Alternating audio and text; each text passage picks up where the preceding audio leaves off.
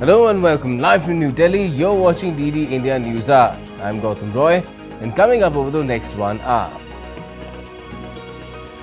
Prime Minister Narendra Modi tells the upper house of Parliament that India's middle class is determined to drive the nation's journey towards development. External Affairs Minister Dr. S. Jaishankar indicates Indian government's focus will be on strong crackdown on illegal migration industry. Donald Trump defends his Gaza plan in face of domestic and global outrage, says it won't need deployment of US troops and Gazans will be better off elsewhere. Iran's President Masoud Pezeshkian says his country is not seeking nuclear weapons a day after Trump calls for a new deal to prevent Tehran from getting them. And India go one-up in the three-match one-day series against England, winning the Nagpur encounter by 4 wickets and more than 11 overs to spare.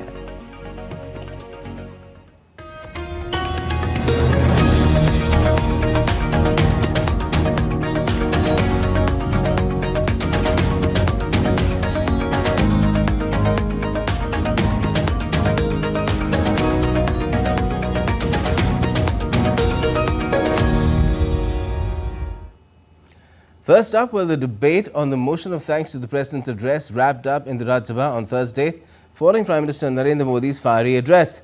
The PM was forthright about his government's policies being in the interest of the nation's development and benefiting all sections of society. He also took on the opposition, particularly the Congress, with aggression. DD India's Bindu Mondal reports. The Prime Minister of India, Narendra Modi, delivered a scathing attack on the opposition in his address to the upper house of the Indian Parliament. His speech was direct and forceful. He slammed the Congress party, accused it of prioritizing family over development. Congress के model में सर्वोपरि है family first और इसलिए उनकी नीति रीति उनकी वाणी उनका वर्तन उस एक चीज को संभालने में ही खपता रहा है. The Prime Minister credited his government for shifting from a model of appeasement, that is Tushtikaran, to Santushtikaran, or contentment, after coming to power in 2014. The Prime Minister highlighted his government's push for inclusive development driven by the motto Sabka Saath, Sabka Vikas. Citing examples, he spoke about strengthening the SC/ST Act and granting constitutional recognition to the OBC Commission. The Prime Minister also highlighted the progress under the Vishwakarma scheme, Mudra Yojana, and the government's efforts to uplift the marginalized communities, including fishermen. Infrastructure development also took center stage. The Prime Minister mentioned stalled projects that have now been revived and underscored how India has emerged as a mobile phone manufacturing hub. In his speech, the Prime Minister assured the middle class and the neo-middle class that his government stands firmly with them. He stressed the importance of increasing respect for the middle class, recognizing their role in nation building. 70 साल से ऊपर के किसी भी वर्ग के क्यों न हो, किसी भी समाज से क्यों न हो, उनको आयुष्मान योजना का लाभ देकर के और उसका सबसे बड़ा लाभ मिडिल क्लास के बुजुर्गों को मिल रहा है.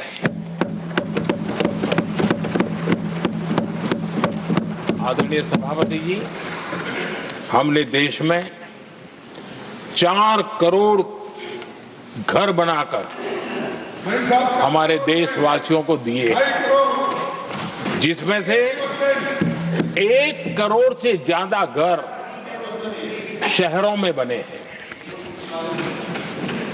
हमने घर खरीदने वालों के साथ बहुत बड़ा फ्रॉड हुआ करता था. उनको सुरक्षा देना बहुत जरूरी था और इसी सदन में हमने रेरा का कानून बनाया है, जो आज मध्यम वर्ग के घर के सपने के खिलाफ जो रुकावटें थी उसको दूर करने एक महत्वपूर्ण हथियार बना है. After the PM's speech, the motion of thanks to the President's address was passed in the upper house of the Parliament.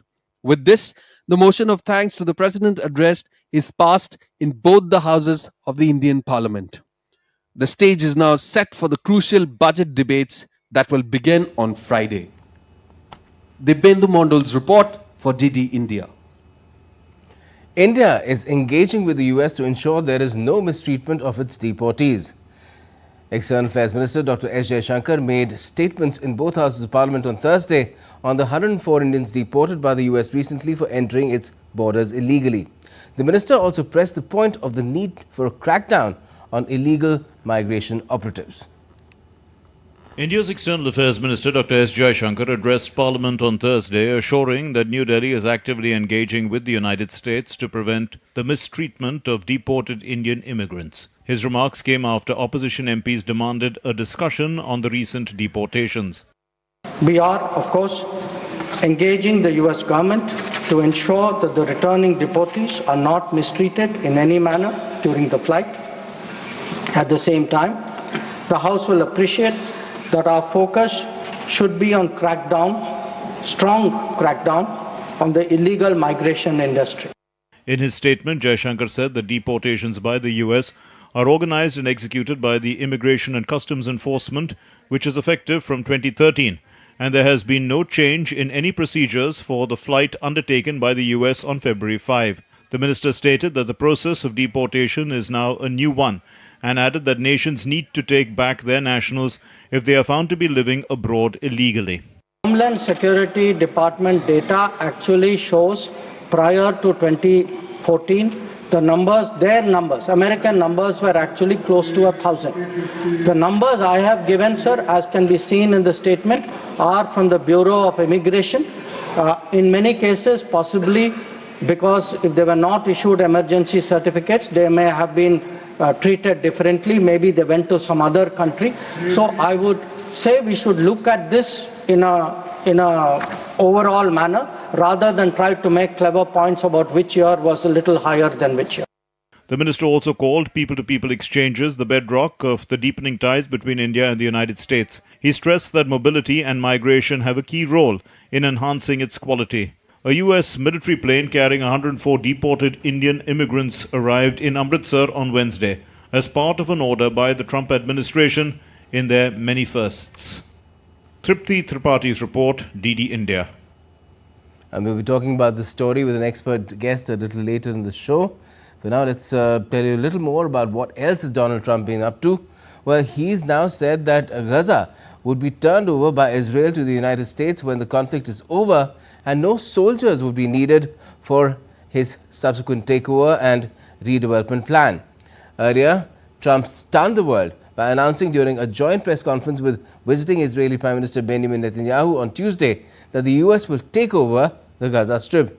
His comments have sparked worldwide outcry, particularly in the Arab world, as they appear to challenge Palestinians' right to self-determination, with critics denouncing it as a potentially ethnic cleansing act. Here's a report.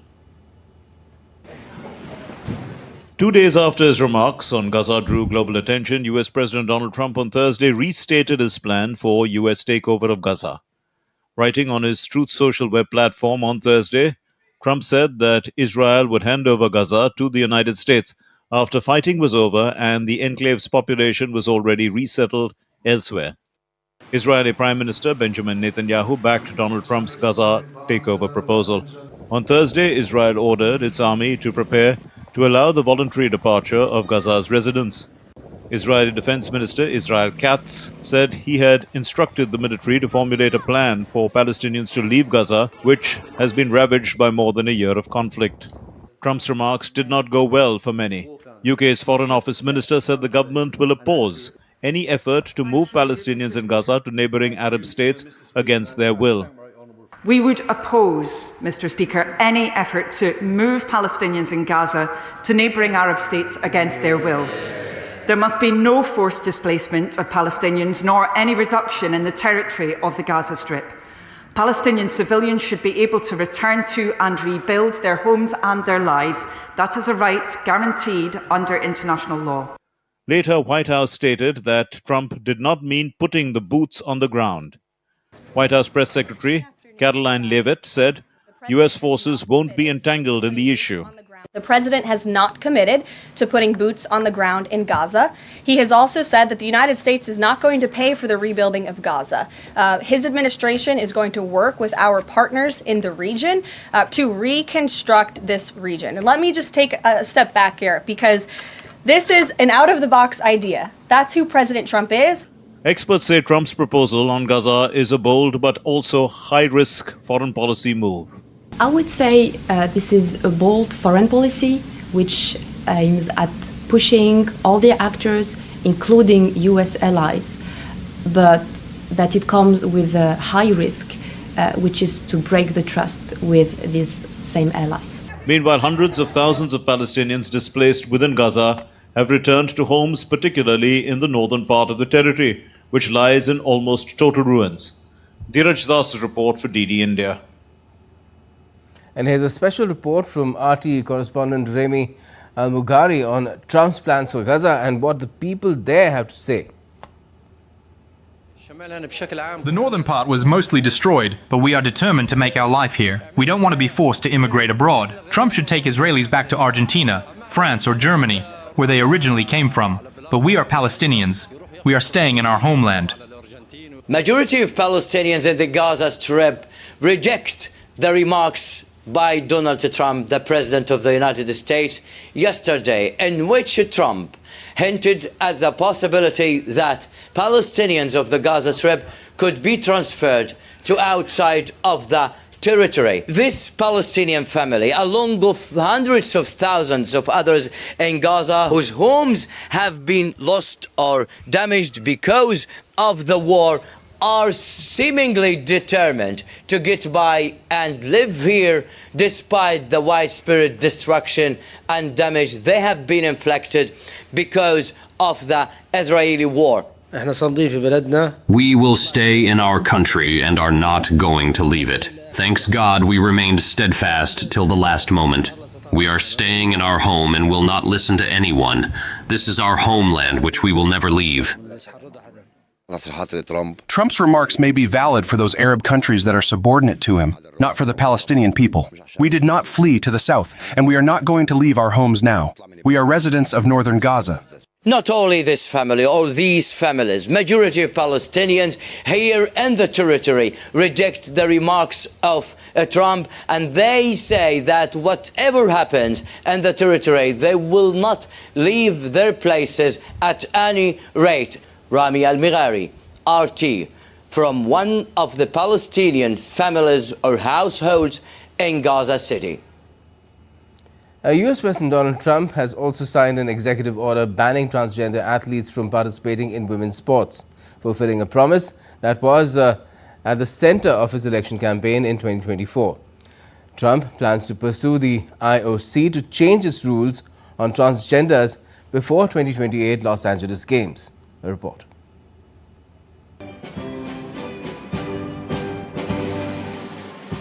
President Donald Trump signed an executive order on Wednesday to exclude transgender girls and women from female-designated sporting competitions and teams. The order directs the Department of Justice to ban transgender girls and women from participating in female school sports. The order allows US government agencies to deny funds to schools that allow transgender athletes to compete on women's teams. The Department of Education would lead investigations into schools to ensure compliance. Under the Trump administration, we will defend the proud tradition of female athletes, and we will not allow men to beat up, injure, and cheat our women and our girls. From now on, women's sports will be only for women. With my action this afternoon, we're putting every school receiving taxpayer dollars on notice that if you let men take over women's sports teams or invade your locker rooms, you will be investigated for violations of Title IX and risk your federal funding. There will be no federal funding. US President Donald Trump's executive order comes in the midst of a long-running legal controversy. Trump said he would now push the International Olympic Committee to change its rules on transgender athletes before the 2028 Los Angeles Games.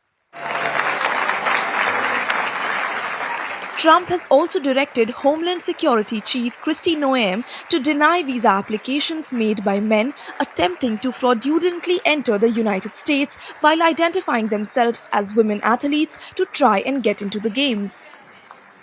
Many states have instituted similar bans in recent years, sparking legal challenges, and Trump's action is likely to face lawsuits as well. There is no federal statute on the issue, but more than 20 Republican-led states have passed laws banning transgender girls from participating in school sports. Bureau Report, DD India. And still to come on DD India NewsHour. The first batch of French Mirage 2000 fighter jets have arrived in Ukraine. Russia practices stealth maneuvers of Yars intercontinental ballistic missiles in its Volga region. And the French Parliament finally adopts 2025 budget after favourable Senate vote.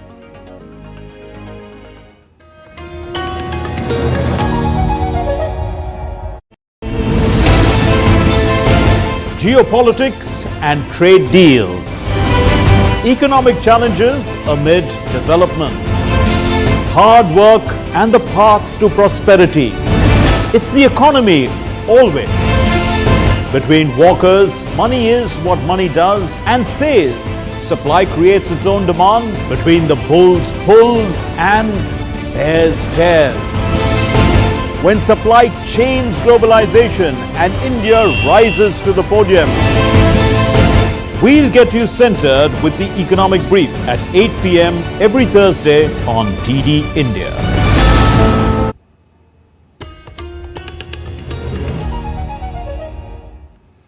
Welcome back. You're watching DD India NewsHour. I'm Gautam Roy. Now, Iranian President Masoud Pezeshkian has said that his country is not seeking a nuclear weapon a day after US President Donald Trump called for a new agreement to prevent it from obtaining one.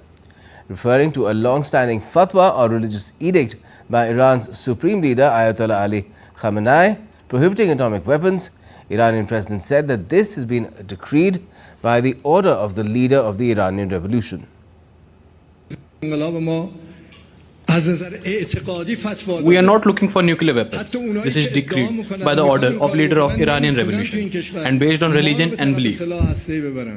Even those who accuse and slander us cannot lead us to manufacture nuclear weapons.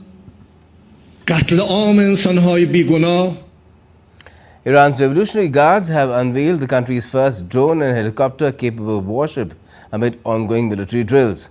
The vessel, a converted container ship with a 180-meter runway, can operate for up to a year without refueling. Unlike previous warships, it can launch and retrieve large drones, including the Kahar, a miniaturized fighter jet drone. The ship is also armed with fast attack craft, unmanned submarines, and short-range anti-ship missiles. The move comes as Tehran braces for rising tensions with Israel and the US. France delivered the first batch of Mirage 2000 fighter jets to Ukraine.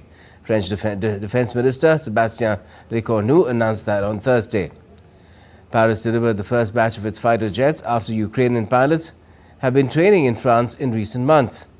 The delivery to Ukraine of Mirage 2000s, gradually withdrawn from service in France in favor of the Rafale, had been planned for years, but Kyiv initially favored the acquisition of a larger number of American F-16s supplied by several European countries.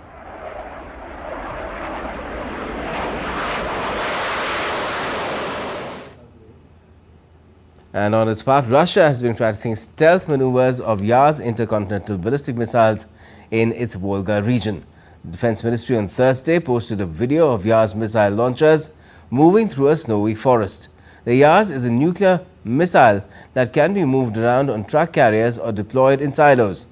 The ministry said that the missiles were being deployed on combat patrol routes under camouflage, moving in the field over distances of up to 100 kilometers. A Russian strike killed 5 civilians and wounded 55 in the town of Izium in Ukraine's northeastern Kharkiv region. partially destroying the city council building. A Russian ballistic missile hit the building in its town's central district, Governor Ole Sinehubov said on Telegram. 3 children were among the injured, who also included many local government and social services workers.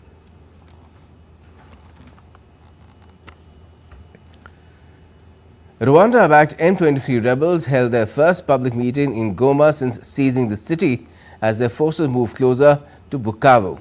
The group's advance in South Kivu, including the capture of Nyabibwe in contravention to their own ceasefire, has escalated the death toll to at least 2,900. As the crisis deepens, President Tshisekedi heads to Tanzania for a summit aimed at finding a solution to the ongoing conflict.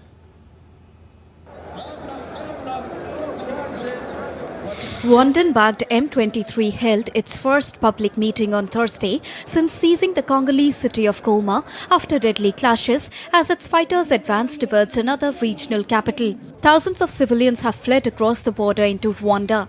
The meeting appears to be an attempt to gain legitimate support from the civilian population. After seizing Goma, the group and Rwandan troops advanced into South Kivu, breaking a unilateral ceasefire by capturing Nwapipfe, 100 kilometers from Bukavu. The battle for Goma killed at least 2,900 people, the United Nations said on Wednesday, in a much higher toll than previously announced. The situation in South Kivu is also particularly concerning, with heavy fighting reported along the main route between Kinyezire and Nyabibwe. In Bukavu, tensions are rising as the M23 moves closer, just 50 kilometers north of the city. The capture of Nyabibwe on Lake Kivu brings the rebels closer to the provincial capital Bukavu, located about 70 kilometers to the south. On Wednesday, hundreds of residents in Bukavu gathered for interfaith church services, praying for peace as their last hope. This is a role to play. We have already advocated, taken action and supported displaced people. Now, we add prayers to these efforts like Esther, like the Virgin Mary. We believe God will hear us because nothing is impossible for Him, especially now that we have set aside our divisions to come together. Amid the escalating situation in the Democratic Republic of Congo, President Felix Tshisekedi will participate in a joint summit of Eastern and Southern African leaders in Tanzania on the 7th to 8th of February to discuss the conflict in Eastern Congo. This summit marks a new step in efforts to find common grounds on the crisis caused by war between M23 rebels and the Congolese army. Bureau Report, DD India. Vice President of the French Senate, Sylvie Robert, has announced that the French Parliament has adopted the government's 2025 budget following a tumultuous month-long process that saw the previous government toppled and the current administration survive multiple no-confidence votes. The Upper House Senate, dominated by the right and the centre-right, approved the budget with 219 votes for and 107 against. Prime Minister François Bayrou forced the legislation through the lower house National Assembly earlier this week without a vote, but then defeated ensuing no-confidence votes. Swedish police have recovered 3 rifles near the body of the gunman responsible for one of the country's deadliest mass shootings, which left 11 people dead and several injured. At a press conference, authorities revealed that the suspected shooter legally owned 4 guns, with 3 found beside his body when the police arrived at the scene. At the site, we have found around 10 empty magazines. A large quantity of unused ammunition was found next to the deceased perpetrator. We have a perpetrator who was found inside the school and he was not known to us from before. He has a gun license for 4 guns and all these 4 guns have now been confiscated. 3 of those weapons were next to him when police secured him inside the building. Chinese President Xi Jinping met Pakistan's President Asif Ali Zardari in Beijing on Thursday as he began a 5-day visit aimed at strengthening diplomatic ties between the two nations.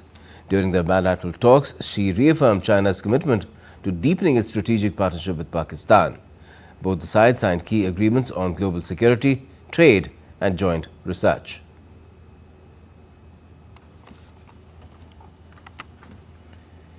Tensions are running high in Bangladesh as supporters and opponents of ousted former Prime Minister Sheikh Hasina clashed over the remains of a historic building linked to her family.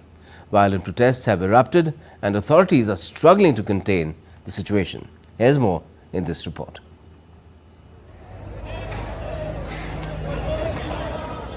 Dhaka is on the boil. Hundreds of people flocked to the remains of a building that once housed a museum dedicated to the family of former Prime Minister Sheikh Hasina. Protesters were seen dismantling the structure, tearing apart bricks and metal as anger over the country's political crisis intensified. Awami League has this skull figure, Mujib, and they have used this skull figure to stay in the power in the last few terms. They have snitched the vote and they have done all the crimes in the name of Chetona or the liberation war stuff and Mujib. And as we know, they always use this Mujib term to suppress us, to use fascism. The chaos erupted earlier on Wednesday when a massive crowd of protesters set fire to the home of Bangladesh's founding leader Sheikh Mujibur Rahman, who was also Hasina's father. The attack came shortly after Hasina delivered a fiery speech on social media urging her supporters to rise against the interim government. Why don't you, Hasina, leave us in peace? You and your people looted and emptied the entire country. Now live in luxury as per your wish. Why are you trying to incite Bangladeshi people again? In response, Hasina strongly condemned the attack on her father's residence, calling it a blatant act of political violence. She accused the interim government of failing to protect historical landmarks and vowed to fight back against what she described as an attempt to erase her family's legacy. As Bangladesh grapples with escalating unrest, the situation remains volatile. With deep political divisions and rising tensions, all eyes are on the interim government's next move to restore order. Bureau Report, DD India. Now, ahead of the World Summit on AI that will witness global leaders, industry pioneers and policymakers from around the world, France's Prime Minister François Bayrou's government convened an interministerial committee on artificial intelligence in Paris. The gathering in Paris is expected to focus on harnessing the power of AI as well as its systems while addressing the risks posed by the technology.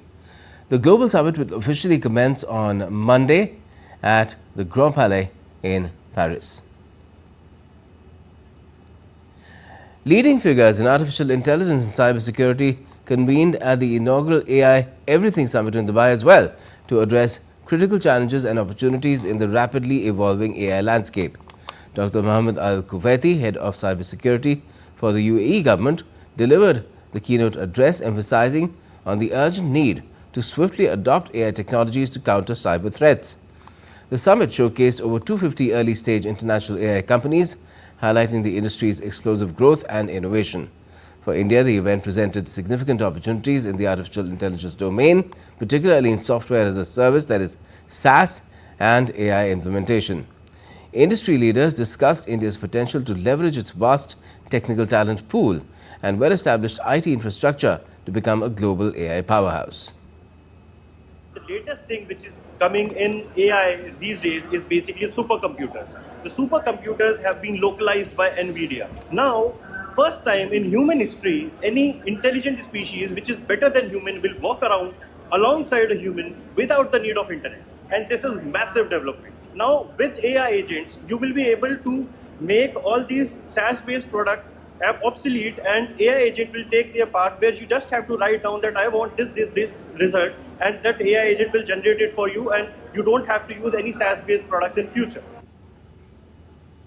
Is a big change in all of these industries, and management of those industries and the change is so important to be able to adapt and integrate this AI technology and anywhere and everywhere that we see fit. We bring people from where they were yesterday to where the company wants to be with AI tomorrow.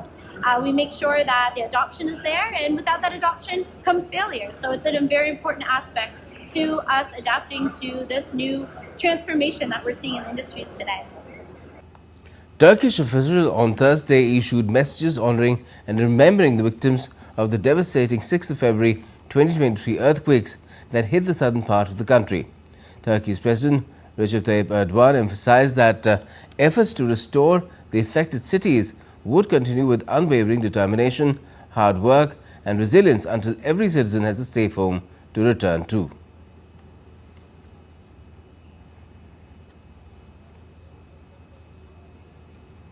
The earthquake that occurred in an larger than the surface area of many countries. More than 2.5 million of our citizens were forced to migrate to different provinces. The disaster of the century caused a heavy cost of $104 billion directly and $150 billion indirectly for our country. We are setting our tear inside and rebuilding our cities with effort, sweat of our brows, fortitude and a will of steel. Let's now take a look at some other stories making news around the world. The ongoing Nepal Bharat Rang Mahotsav is a delight for theatre lovers in Kathmandu Valley.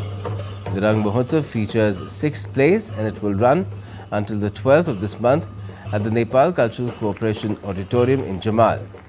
The festival has been organized by India and Nepal and it was inaugurated by Minister of Culture, Tourism and Civil Aviation of Nepal, Badri Prasad Pandey. On the occasion, the minister emphasized that strong cultural and people-to-people ties underscore India-Nepal bilateral relations. Sri Lanka marked a historic cultural milestone as it hosted the Bharat Rang Mahotsav for the first time in Colombo. The inauguration took place at Tower Hall Theatre in Colombo on Thursday in the presence of dignitaries including Sri Lanka's Minister of Buddha Sasan, Indian High Commissioner Santosh Jha and other dignitaries. The festival, themed One Expression, Supreme Creation, showcases over 200 productions from 9 countries. Bharat Rang Mahotsav 2025 spans 13 cities in India, Sri Lanka and Nepal. And still to come on DD India NewsHour. We'll be speaking with our expert guest on External Affairs Minister Dr. Jaishankar's statement about the US deportees. And the ministers also held a bilateral meeting with Greek Foreign Affairs Minister in New Delhi.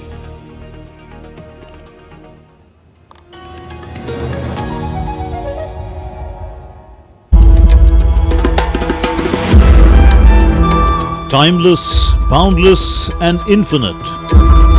The essence of faith. The soul of Sanatan culture. From the sacred confluence of Prayag, where divinity descends to earth. Witness the grandeur, the devotion, the magic. World's largest cultural and spiritual gathering, with over 450 million devotees expected to attend. Mahakumbh, India's greatest festival of faith. Exclusively on DD India.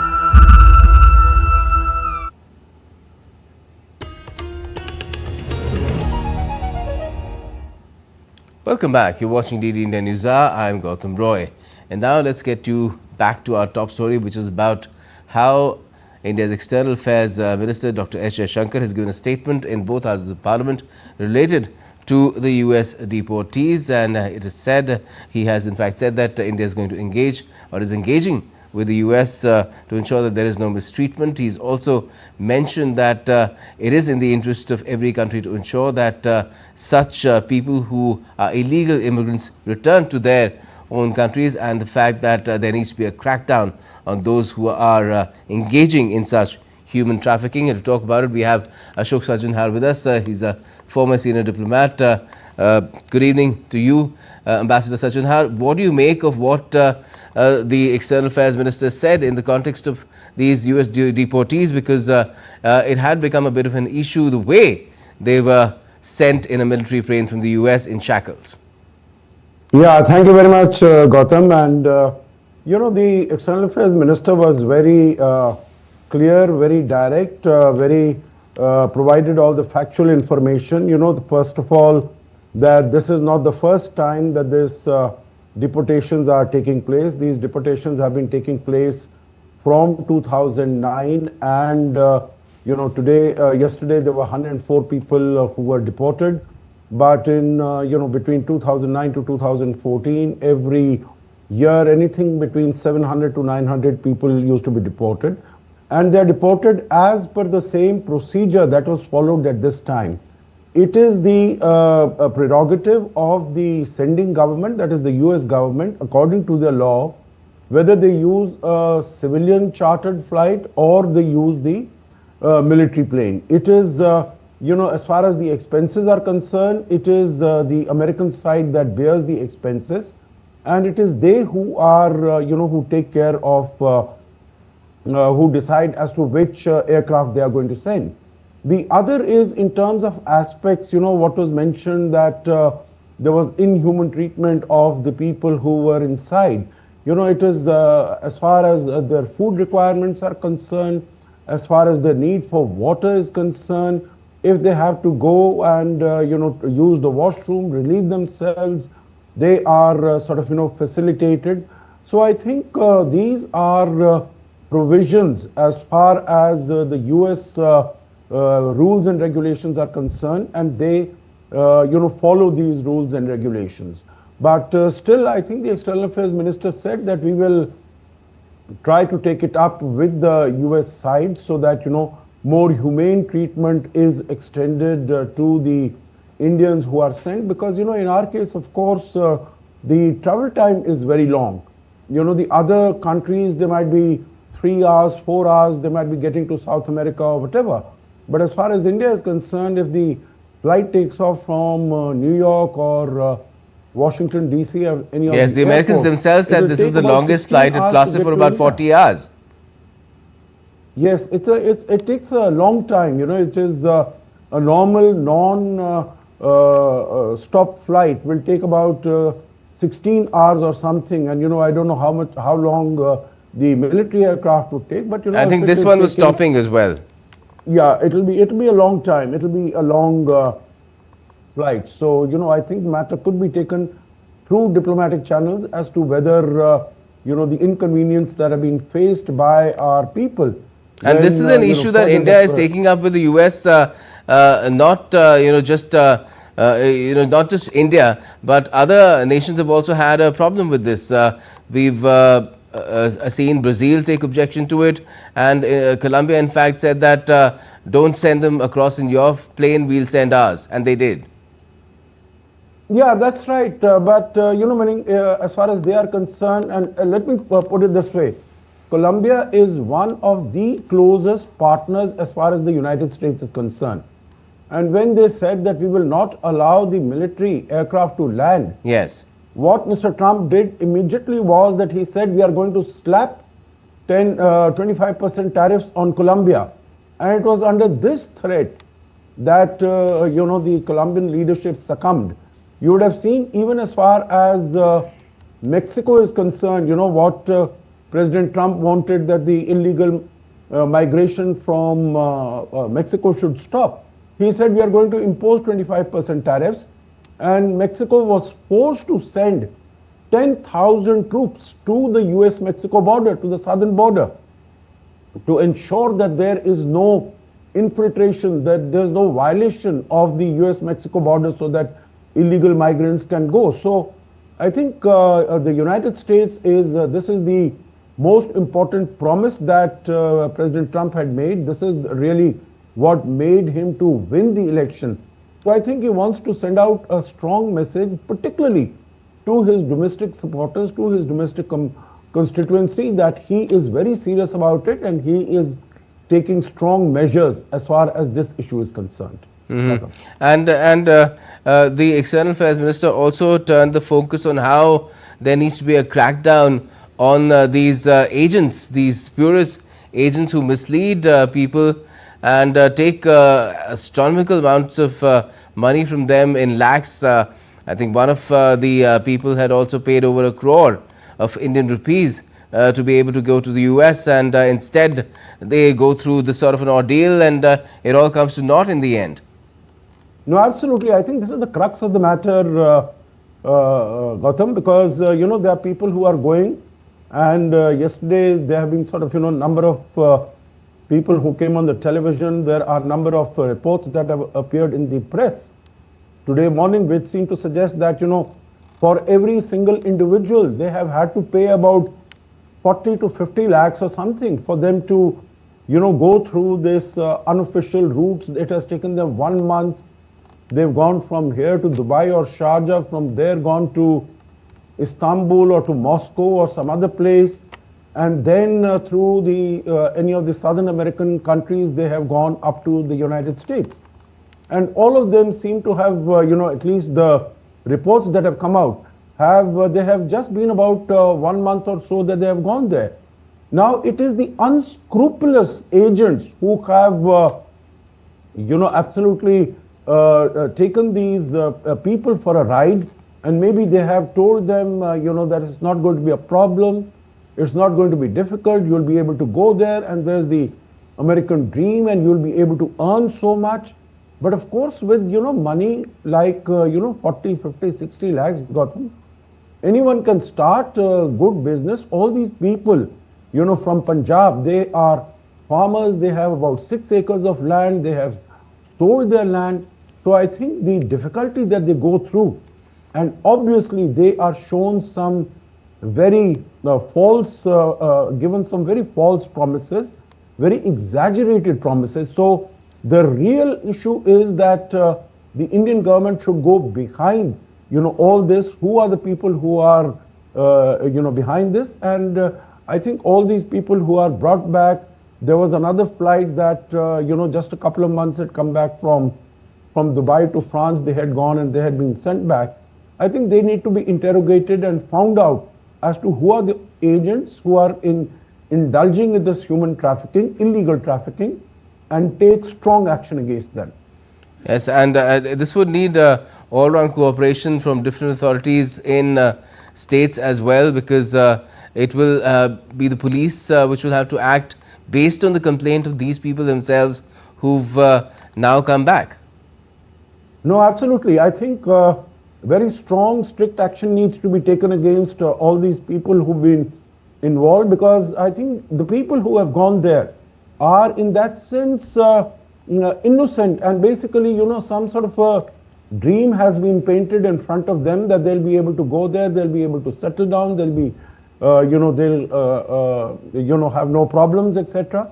And so it is these unscrupulous people who have been working towards this, and the government needs to come down on all of these people with a heavy hand, and this is what the minister has promised in the parliament, and I'm sure that the government is going to take action, because all these people who have come back, they've been debriefed and all the information about what is the route they had taken and who are the people and how much money they had paid. I think they have shared all that information with the authorities. So I'm quite certain that appropriate action is going to be taken against all such elements. And such deportation, if one gets caught while trying to get into another country, not just the US, illegally, that perhaps should also or would also serve as a deterrent. Thank you for joining us this evening, Ambassador Jaishankar. Now, India's External Affairs Minister Dr. S. Jaishankar, in a bilateral meeting with Greek Foreign Minister George Gerapetritis, highlighted the significant upswing in relations over the past year. He emphasized the need for greater trade, investment and technology collaboration, along with potential connectivity projects. Dr. Jaishankar also acknowledged Greece's role as a UN Security Council member. Really, our relationship has seen really a huge upswing. It's not many relationships where we can say we've had a rapid exchange of prime ministerial visits as quickly as that.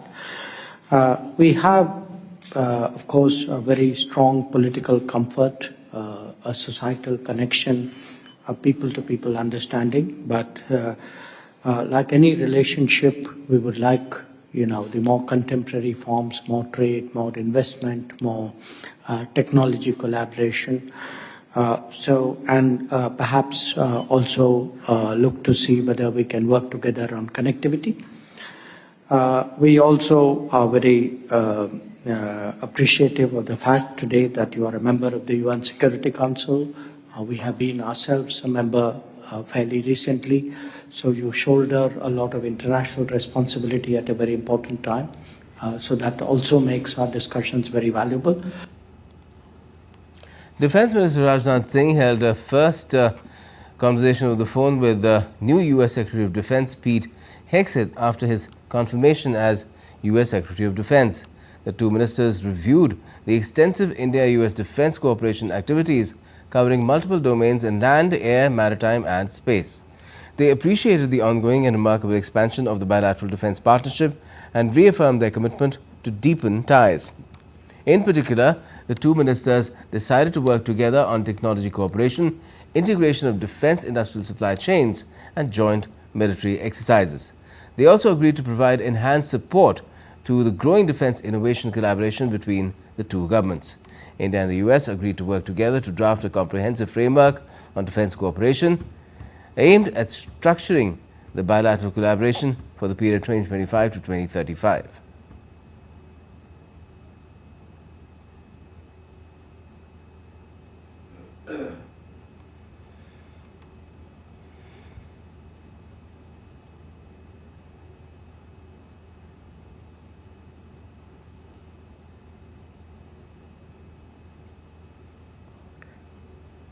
And India's Home Minister Amit Shah chaired a security review meeting on Jammu and Kashmir in New Delhi on Tuesday. The meeting was attended by Home Secretary Govind Mohan, Army Chief General Upendra Dwivedi and other senior officials. In the last review meeting held last month, the Home Minister directed all security agencies to adopt a zero-tolerance policy against terrorism and work in a coordinated manner to eliminate terrorism in Jammu and Kashmir. He emphasized the implementation of the Area Domination Plan and Zero Terror Plan in mission mode.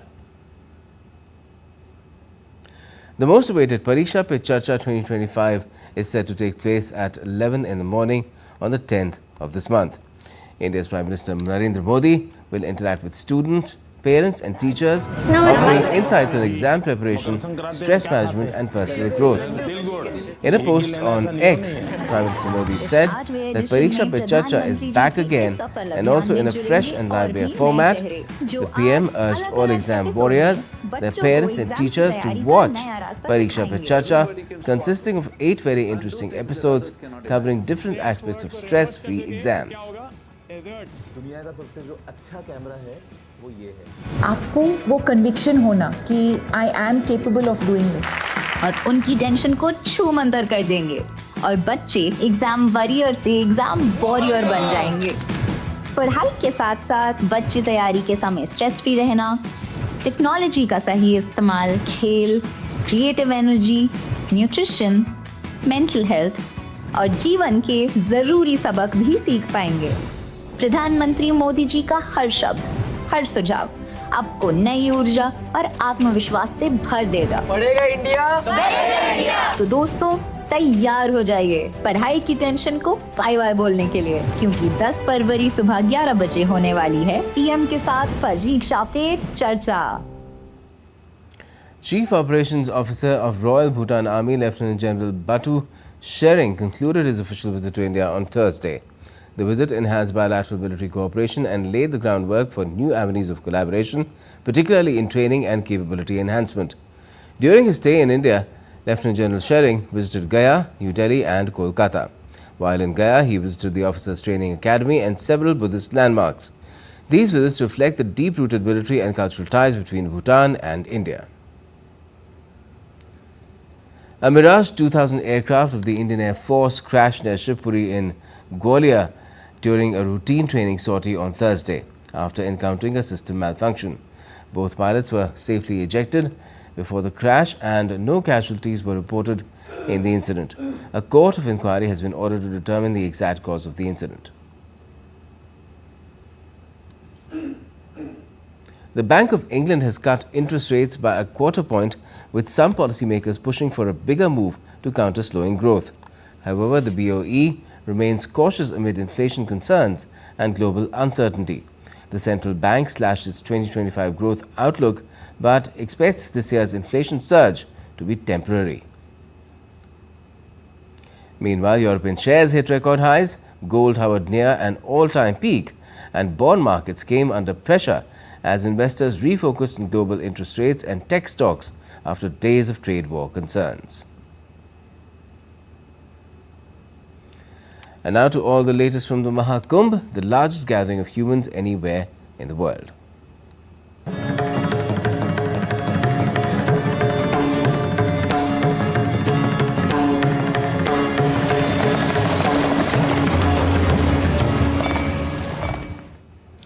The Mahakumbh 2025 is proving to be a golden opportunity for artisans with a massive One District, One Product exhibition spread over 6,000 square meters. From Banarsi brocade to Firozabad glass toys, the vibrant handicraft are a major attraction. The exhibition also offers a glimpse into the rich cultural heritage of Uttar Pradesh. DD India's Siddharth Bhardwaj reports.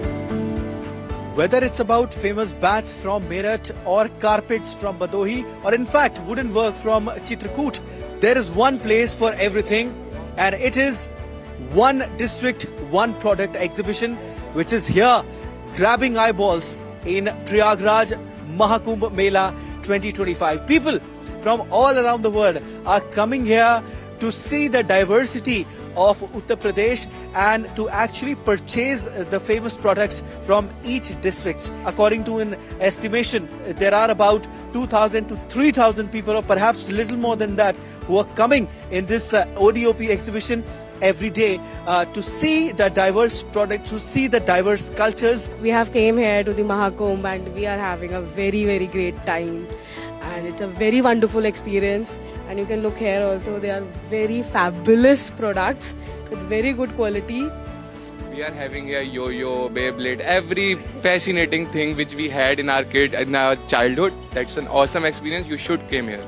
Here in this exhibition, there are different stalls. It is spread across 6,000 square meters and every state has its speciality which is displayed here.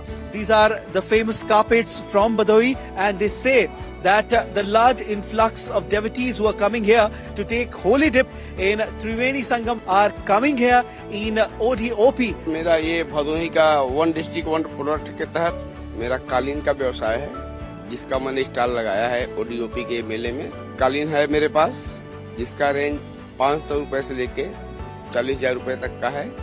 The One District, One Product initiative is giving a boost to the handicraft and cottage industry. हम लोग sir जो बनाते हैं सारा लकड़ी का item, हम लोग का सारा हैंडीक्राफ्ट बना हुआ। आप जो भी लकड़ी का आइटम लेंगे सारा हैंडीक्राफ्ट। हम लोग यूपी चित्रकूट में ये सारा हम लोग खुद मैन्युफैक्चर करते हैं ये सब। So all in all, it's a very nice opportunity for all the people who are coming here, including entrepreneurs, to explore the diversity of the state. With camera person More Mukut Sharma, this is Siddharth Bhardwaj reporting for DD India in Prayagraj.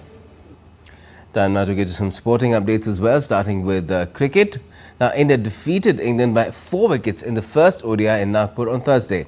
England posted 248 runs in the first innings after its skipper Jos Buttler won the toss and opted to bat first.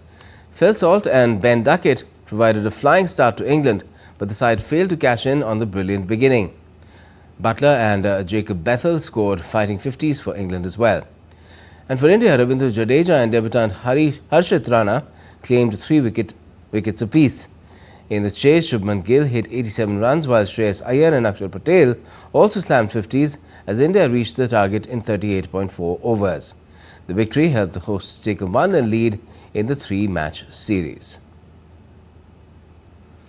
Australian all-rounder Marcus Stoinis has retired from one-day international cricket with immediate effect to focus on T20 cricket.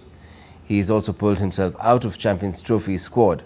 Stoinis was a member of Australia's World Cup winning squad in 2023 but was dropped in favour of Marnus Labuschagne for the semi-final and the decider against India.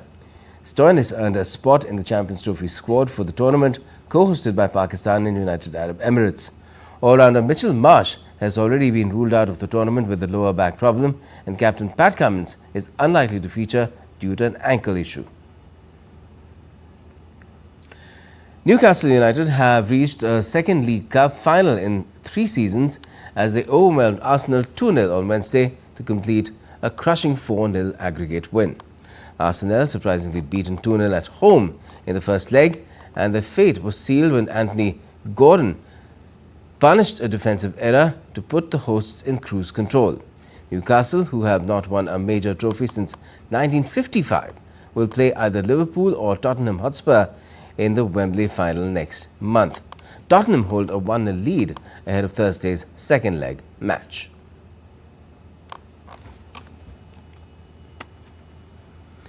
Now, Jammu and Kashmir has been making its mark in Indian sports. With better infrastructure and strong government support, young athletes are excelling like never before.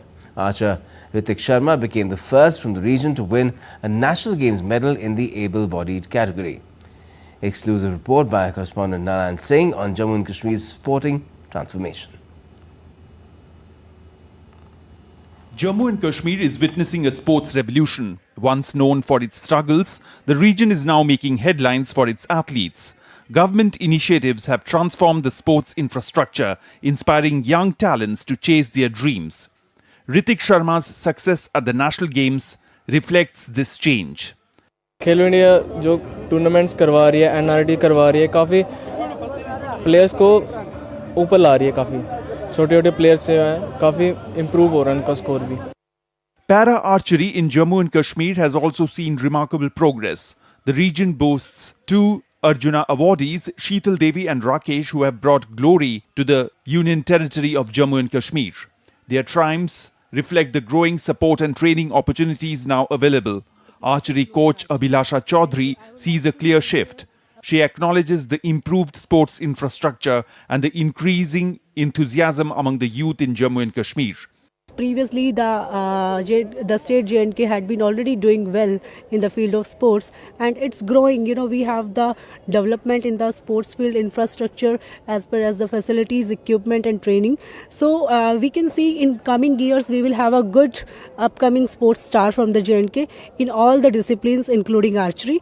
And I would like to thank here our Honorable Governor Sir, our council, our government, and special thanks to the Shri Mata Vaishno Devi Shrine Board. Jammu and Kashmir is no longer just a land of breathtaking landscapes. It is now a land of champions.